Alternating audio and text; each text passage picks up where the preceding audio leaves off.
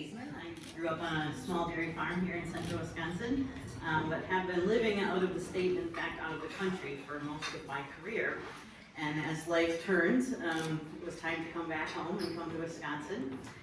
And about the same time, I was starting my own independent consulting business, which was, I consulted and helped different countries write their international Arctic and Antarctic research policy. And yeah, it was fun. I really enjoyed it.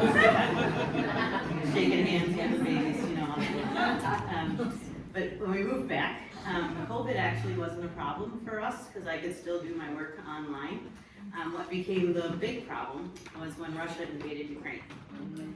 That stopped a lot of the international Arctic and Antarctic collaboration, so I had to pivot, as many people do. And even though I'm a trained academic, I think part of the entrepreneur in me comes from the family farm.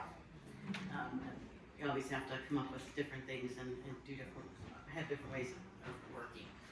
So after Russia invaded Ukraine, I was trying to figure out what to do. And thankfully, the Carbone Cancer Center here gave me some activity. I found out I had cervical cancer, but kicked that. And then just as I was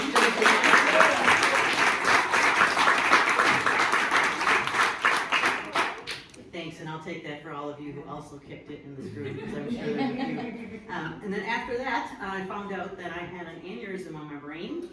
So Alfred, I call him Alfred because you got to name your aneurysm.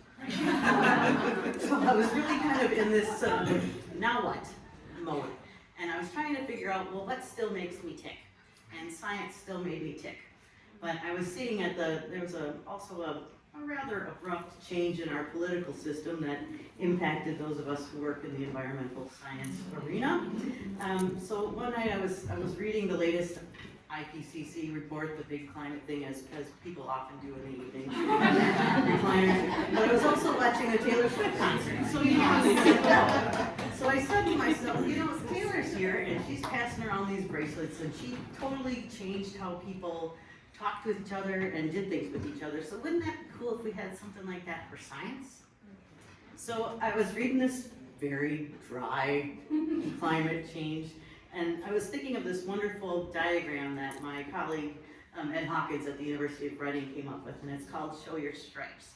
And basically what he did was he took all the numbers off of a graph, and it just became this really cool bar of the changes in temperature from 1850 till today. And that's over 1 billion data points that are in this graph. And it's just simply the change in temperature. So it starts with blue, a little cooler, and it ends up with warm. So my inspiration for Taylor was to come up with these Show Your Stripes bracelets. And what's neat about them is you could be wearing them on the plane and somebody can go, wow, that's a really cool bracelet. And then you go, well, actually, this is global climate change. So you hook them right in. So my goal with this science swag is to make people think of science in a different way.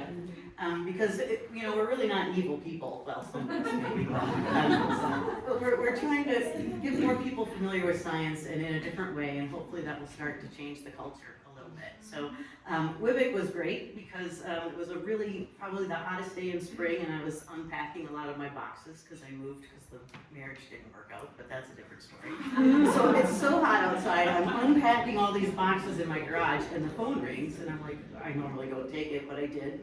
And it's like, hi, this is WWBIC, we're giving you a grant. And I'm like, what?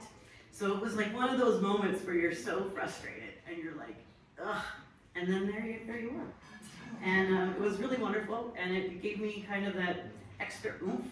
So the money is wonderful because it helped me to expand my web presence, which I really need to do, but it gave me more of a personal oomph.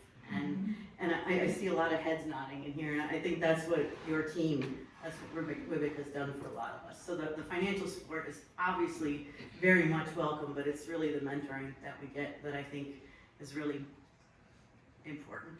So thank you all very much. And if you want to talk science, I'm here.